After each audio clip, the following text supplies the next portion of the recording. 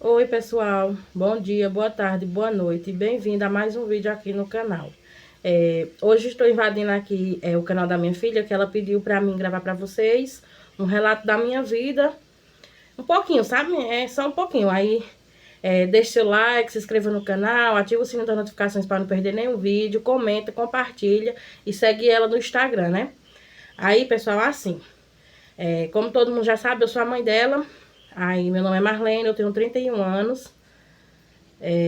Sou de uma família de 14 irmãos. Nós somos em 14 irmãos.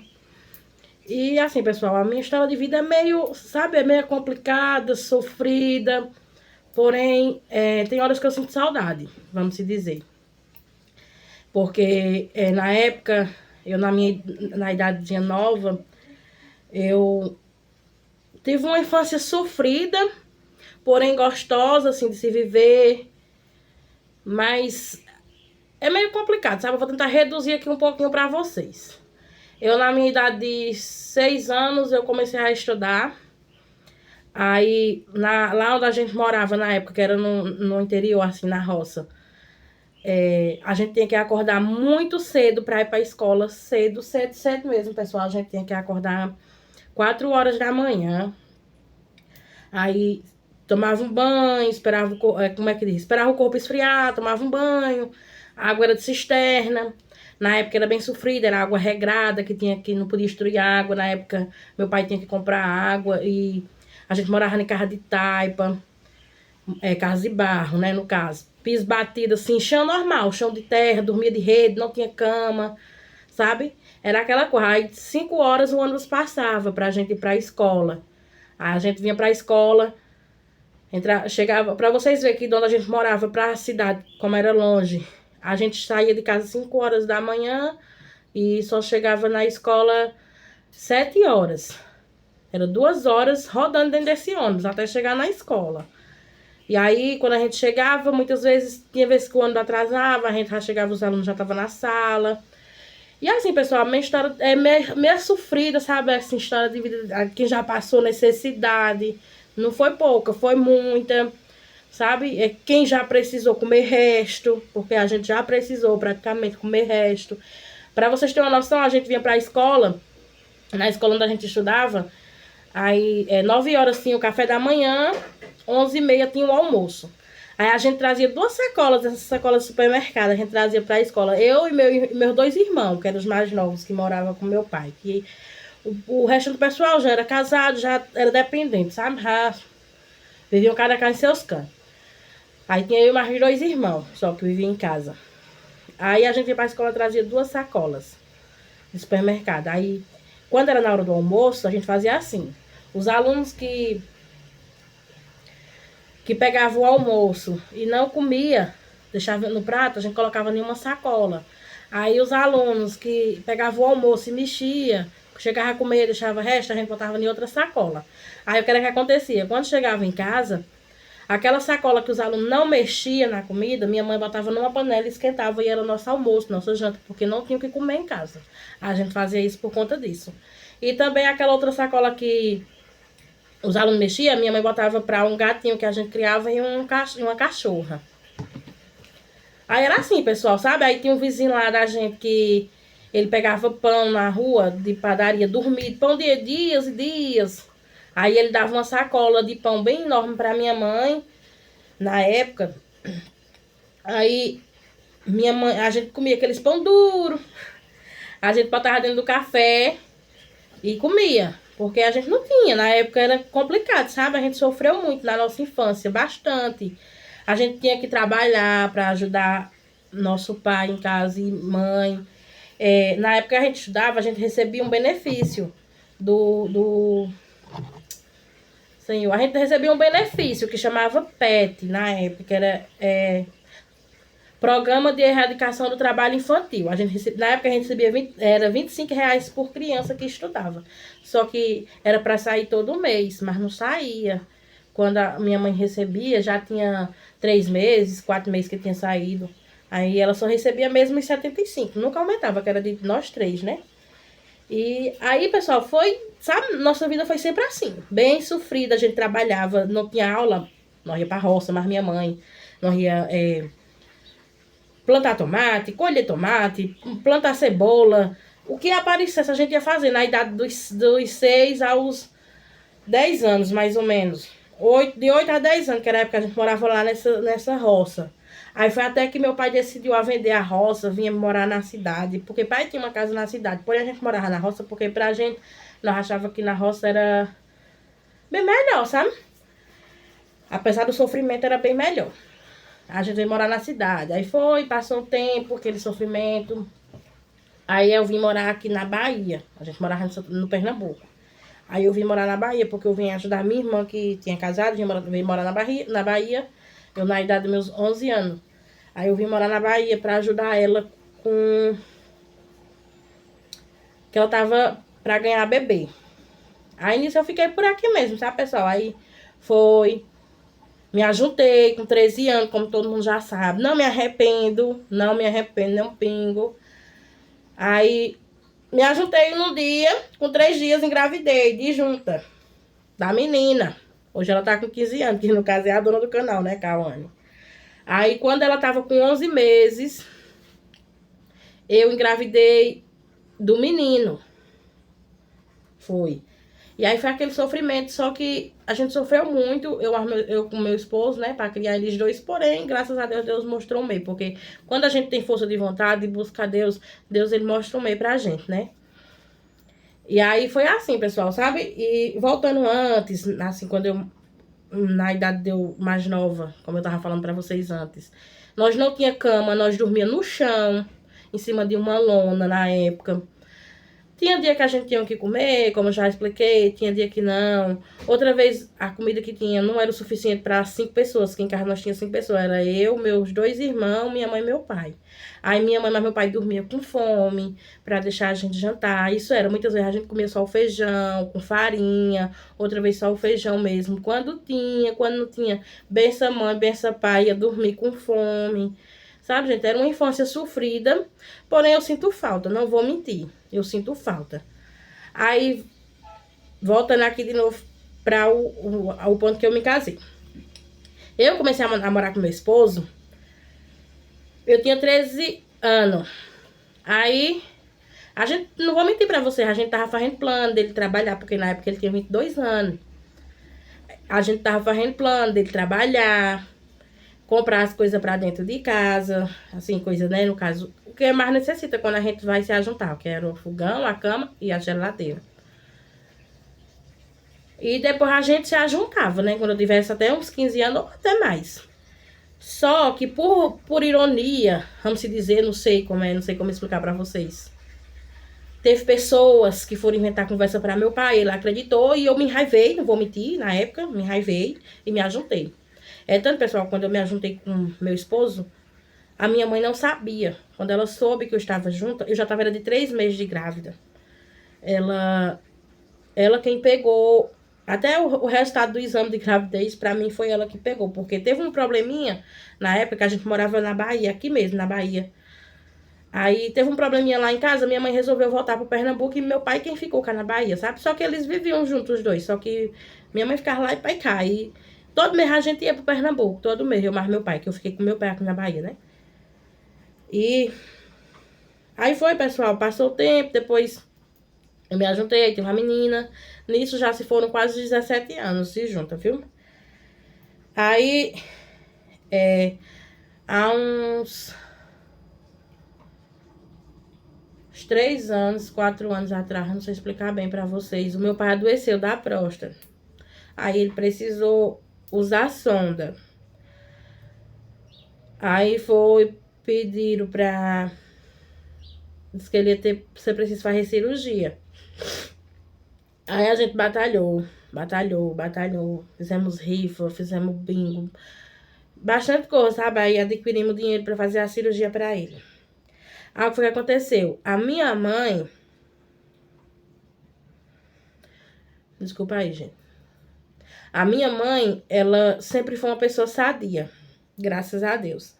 A única coisa que a minha mãe se queixava era de gripe, às vezes, sabe? Ela não era de sentir nada. Quando eu tinha, acho que se eu não estou muito enganada, quando eu tinha faz uns 9 anos, ela deu reumatismo, minha mãe, nas pernas, que ela ficou um bando de tempo acamada, com as pernas inchadas, que ela não conseguia nem colocar os pés no chão. Pronto, daí pra cá, ela melhorou. Aí o que aconteceu? Meu pai adoeceu da próstata, ela ficava sozinha em casa quando minha irmã tinha que vir para outra cidade com meu pai fazer exame, fazer consulta, essas coisas, ela ficava sozinha. Aí ela sempre, minha mãe, ela sempre foi aquela pessoa muito preocupada, sabe? Com todo mundo. Aí ela ficava preocupada, colocando aquelas coisas na cabeça, colocando aquelas coisas na cabeça.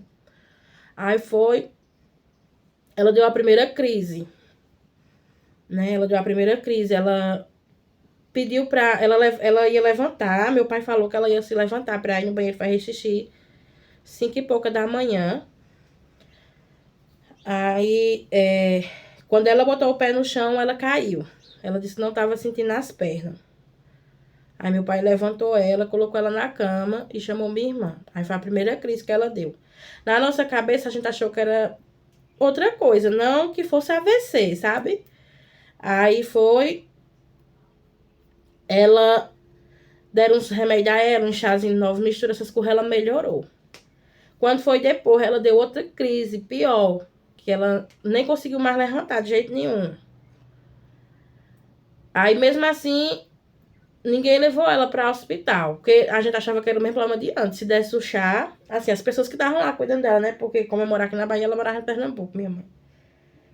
Aí a gente achava que se desse o chá, o pessoal lá, no caso, né, gente? Se desse o chá pra ela, ela ia melhorar. Daí o chá, ela melhorou. Ela melhorou, continuou caminhando e tudo. Aí quando foi na terceira crise que ela deu, ela já não conseguiu mais caminhar. Ela já esqueceu o lado esquerdo e o lado direito.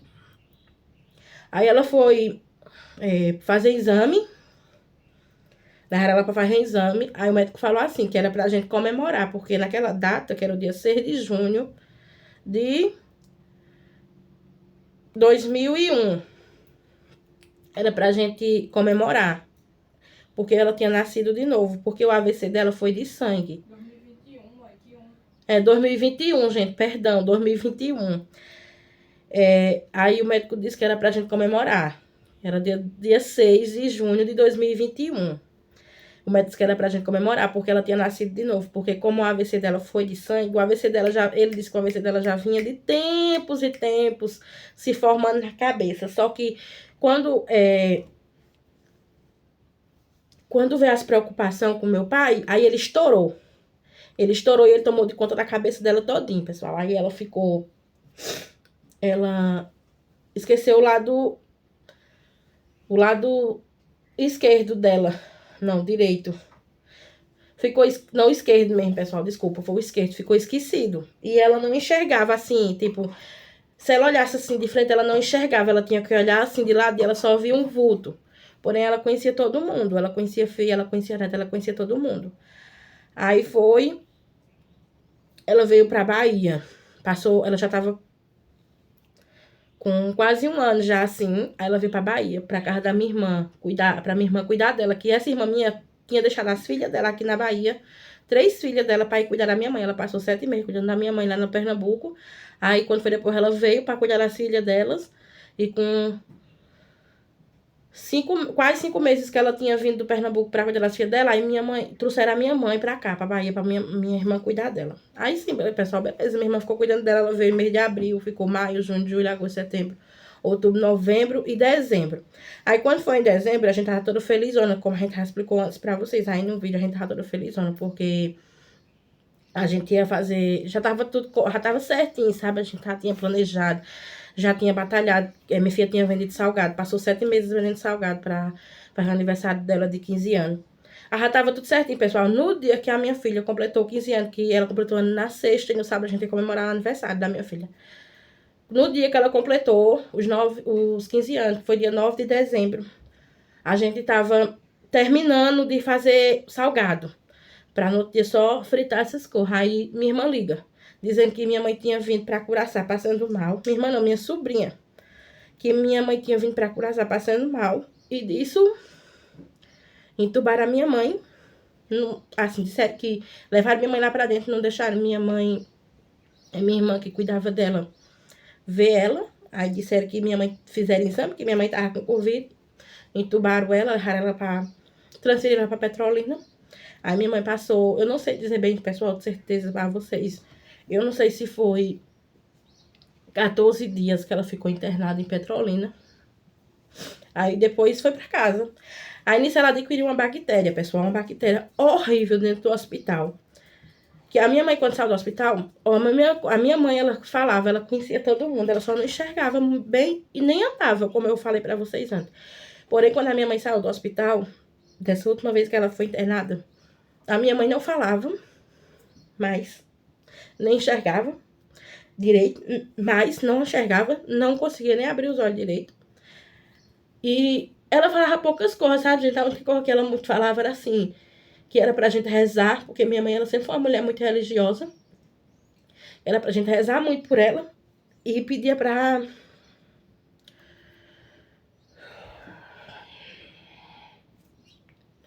E pedia pra gente não deixar ela morrer. Só eram as coisas que ela conseguia falar.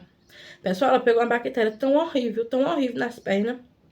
Ela pegou uma bactéria, que a bactéria foi comendo as carnes dela aos poucos, as pernas. E isso passou janeiro, fevereiro, março. Janeiro, fevereiro e março. Quando foi dia 19 de março, dia de São José, se eu não me engano, é dia de São José. Eu amanheci o dia, eu passei a noite pensando nela, que era do sábado pro domingo. Eu passei a noite só pensando nela e tudo mais. Amanheci o dia, levantei, fiz o café da manhã. Aí quando eu me sentei lá fora pra tomar café com meu esposo, meu celular tocou. Quando meu celular tocou, meu filho disse, mãe, é voo. Aí eu falei pra meu esposo, pai, ligar pra mim uma hora dessa, porque meu pai, ele só tem costume de ligar pra mim à noite. Era 8h30 da manhã, mais ou menos. Aí, quando eu botei só a primeira colher, eu tava até comendo cuscuz com frango nessa hora, pessoal, botei a primeira colher de cuscuz na boca. Aí, quando eu atendi o telefone, era minha irmã. Simplesmente só pra falar que o coraçãozinho dela tinha parado. Que ela morreu lá no cantinho dela, como ela sempre pedia, sabe? É que ela pedia pra... Se ela... Quando ela adoecesse, ela queria morrer na casinha dela, no cantinho dela. Sabe? Aí eu não sei contar bem direitinho pra vocês, assim, como foi. Mas pra mim, se eu não tô bem enganada, ela chamou meu irmão. Meu irmão foi lá, pegou na mãozinha dela. Ela falou o meu nome do meu irmão pela última vez. Meu irmão foi lá, pegou na mãozinha dela. Aí quando meu irmão saiu, logo em seguida, passou um pedacinho, meu sobrinho foi dar o medicamento dela. Aí quando chegou lá, meu sobrinho disse, tio, vó não tá abrindo a boca. Que ela abria a boca pra tomar o medicamento e tudo. Aí foi quando meu irmão chegou, que pegou nela, já tava geladinha. Ela tinha acabado de falecer. De 8 horas para 8h30 da manhã, sabe? Isso já vai fazer 5 meses, agora dia 19. E assim, pessoal, as coisas acontecem quando tem pra acontecer. Só que a gente da família acha que foi negligência do hospital, sabe? E aí, é assim, pessoal, na minha infância eu sofri uma coisa muito, muito dolorosa, que eu não vou falar pra vocês aqui, sabe? É uma coisa que até minha mãezinha morreu sem saber disso que aconteceu comigo, porque eu não tinha força de vontade, força de vontade não, pessoal, perdão, coragem de falar pra ela. Mas Deus sabe todas as coisas, né? Deus sabe do meu coração, Deus sabe que eu guardei isso pra não fazer ela sofrer. Eu nunca tinha contado pra ninguém isso. Eu falei pra meu esposo, tem umas 3 semanas isso que tinha acontecido comigo, na minha infância. E foi a única pessoa que eu me abri, sabe? E assim, pessoal, eu não sei se ficou bem explicada, mas a minha história de vida é essa. E sim, o que acontece, o meu pai ainda continua usando a sonda. Porque na época que a gente fez coisas pra fazer a cirurgia dele, que a gente rifa essas coisas, não deu certo, por conta que foi na época que a minha mãe adoeceu, e aí foi outros gastos, sabe, gente? Tudo era gasto e basicamente é isso, gente, sabe? Desculpa aí qualquer coisa, desculpa aí a emoção, porque é muito doloroso a gente falar da mãe da gente e ver como foi a morte dela. Foi uma morte muito sofrida. Não foi uma morte tirada pelo amor dos outros, foi tirada pelo amor de Deus. Ao mesmo tempo foi tirada pelo amor dos outros, porque a gente sabe que foi negligência médica. Porque simplesmente quando a minha mãe passou mal, dia 9 de dezembro, ela deu convulsão. ela deu convulsão e simplesmente levaram minha mãe lá pra dentro, não deixaram minha irmã ver ela, disseram que minha mãe tava de Covid, entubaram e nisso, pronto, minha mãezinha se acabou. Mas quem fez isso com a minha mãe vai pagar, porque o castigo de Deus é divino. O castigo de Deus é divino, ele vem pra qualquer pessoa que faz coisas erradas. E é isso aí, gente, aí... Eu não sei se ficou bem explicado, sabe? Porque eu dei uma bela resumida, porque, como a gente já foi explicado, o celular da minha filha ele tem esse probleminha. Se gravar muito, o vídeo muito comprido, ele não sobe, né? E aí, que Deus abençoe a vida de cada um de vocês. E qualquer dúvida que vocês ficarem, entre no Instagram dela, faça a pergunta que eu respondo lá, viu? E desde já eu agradeço a cada um de vocês. E que Deus abençoe a vida de cada um de vocês, viu? Muito obrigada, gente. E é isso. Ela finaliza o vídeo. Desculpa aí, gente. Gente, esse foi o vídeo de hoje. Eu espero muito que vocês tenham gostado. Tava só escutando ela lá fora falando, tentando me segurar. Mas é isso. Deixa seu like, se inscreva no canal, ativa o sininho das notificações para não perder nenhum vídeo, comenta, compartilha. E me segue no Instagram também, se você quiser fazer uma pergunta. Como ela disse, pode me perguntar lá no Instagram que ela vai estar respondendo lá pra vocês, tá bom? Porque lá é bem mais fácil de responder do que aqui, tá, gente? E esse foi o vídeo de hoje. Eu espero muito que vocês tenham gostado. Tchau, até o próximo vídeo, se Deus quiser.